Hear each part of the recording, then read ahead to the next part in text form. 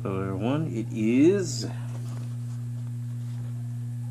April, and today we'll be reviewing Red Hood and the Outlaws issue 18. And this is a special part of the gatefold cover thing here, so Jason Todd. Jason Todd's gonna...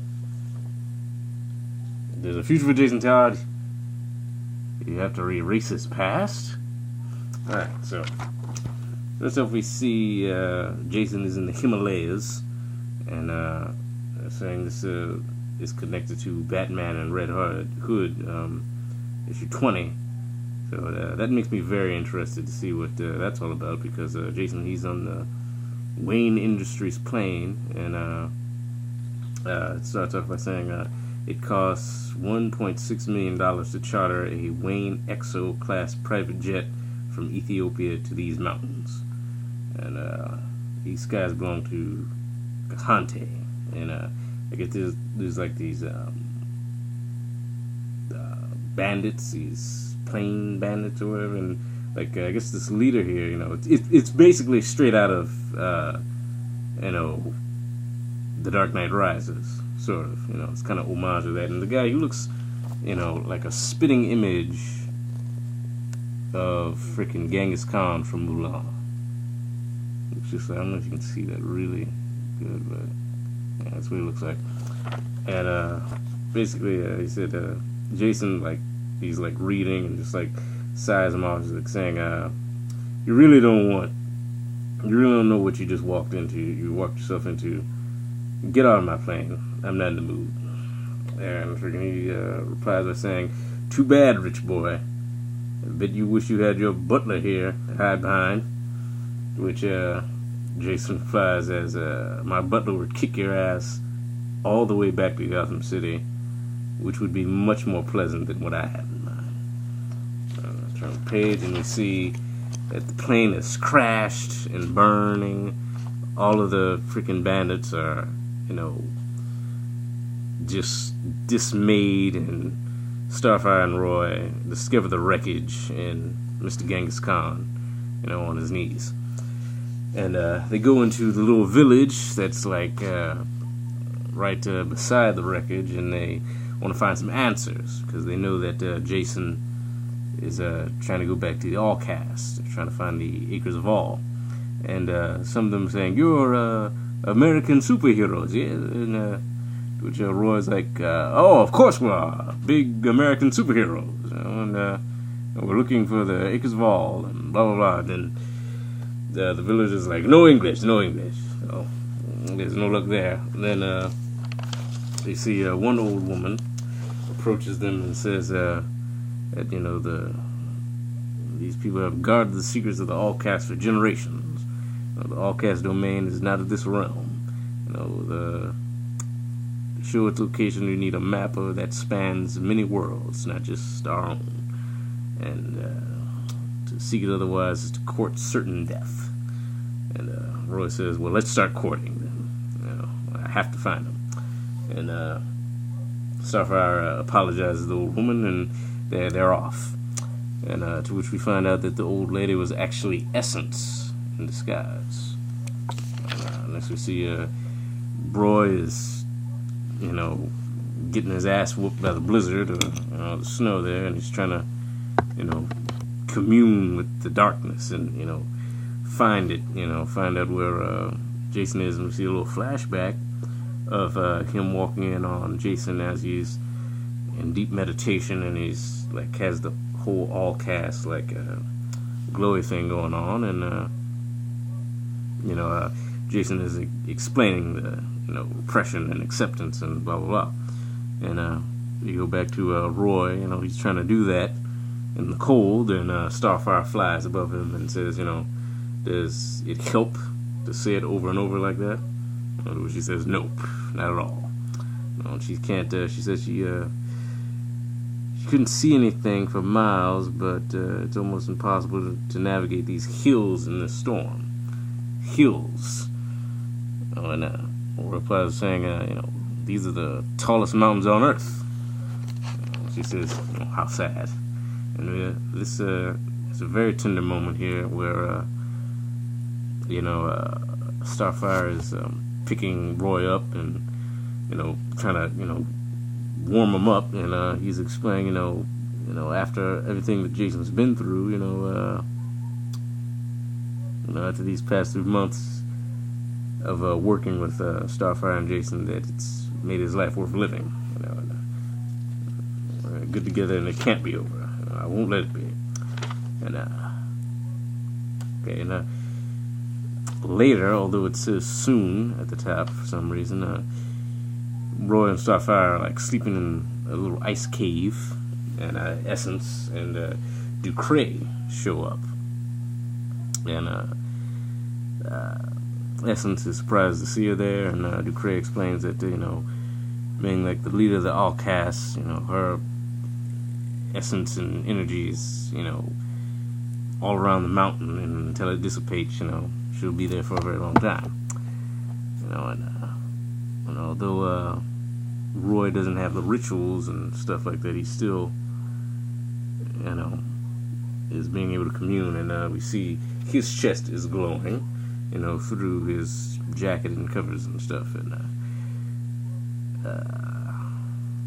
the essence interferes with his dream and freaking puts herself some darkness into him, and we get a subconscious scene for Roy, and it much like last month's issue with Jason, we see Roy is naked, standing around a little fire thing, trying to commune with the darkness, and his younger self shows up, Green Arrow shows up, Killer Croc, and Hugo Strange, and they're talking down to him, trying to make him feel bad and guilty, and Roy's kind of starting to cry, and he's trying to accept it, and he's being attacked now. He's been shot by an arrow from his younger self. He's being clawed at by Killer Croc, and also shot at by Green Arrow. And Hugo Strange, well, he can only stand there. So, then he's trying to fight back, and he just goes all Phoenix Force, I guess you could say. That's a cool little part there. That's the scar that Killer Croc gave him, of course. And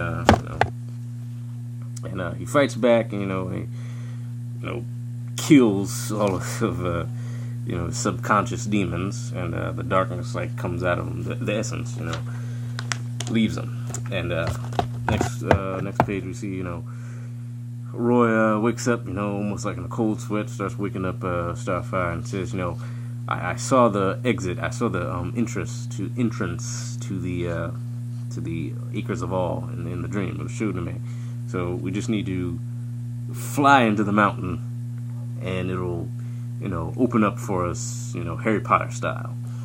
And they do, and they drop down into the Acres of All, to where we see some dinosaurs surrounding them, and freaking some Triceratops, weird looking Triceratops things, and they're fighting back, and Starfire's doing some weird magical stuff to him, and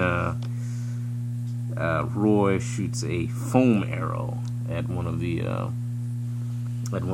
dinosaurs, and we see a giant blue mommy freaking dinosaur demon thing, whatever, come up and roar, and immediately its head is decapitated, just a little slink comes off, and we see it's Jason to the rescue with his blue magic sword. And Starfire and Roy, they're very happy to see him. Thanks, it's you, and blah blah blah. And Roy says, pretty sweet moves, J-Board. You have to teach me how to go all Beastmaster like that. I watched Beastmaster, so I can appreciate that reference. Which Jason replies as, this place is dangerous. You and your friend should leave. And Starfire does not take kindly to that. She looks like she's going Super Saiyan 3.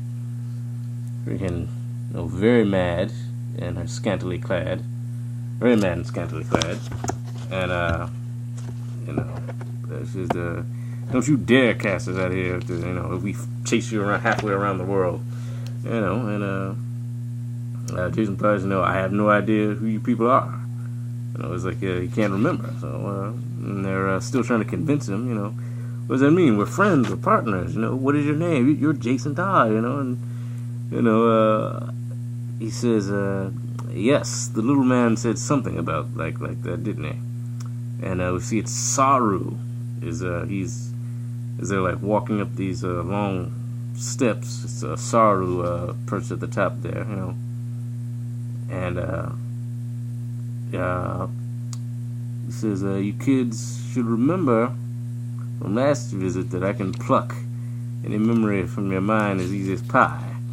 And I said it was issue 3, apparently. You know, it was before I started reading, so I didn't really know who Saru was. But he replies with, that's why your pal Jason came here in the first place. And you see, we go back to when Jason had approached Saru, asking him to take away his memories. And, you know, that violates the Allcast, everything the Allcast stands for. You know, they don't do repression and stuff like that. So Jason is saying, you know, it's just, you know, the Joker, after what he did to me, you know, everything in my life has been tainted by the darkness of the Joker, and I just can't take it, you know, anymore. You know, I'm filled with doubt, so, you know, take this, I can continue fighting, you know. So I was like, okay then, you know, I'll take it all. And we see this last page here of Jason, you know, look in his bat symbol, looking ever more like Batman Beyond, you know. So that's cool. That's cool. And this is the first issue that James Tynion IV will be on here. You know, pretty good issue. Pretty good issue. After we saw on Scott Lobdell's finale issue that I absolutely loved, which is still my favorite issue of Red Hood so far.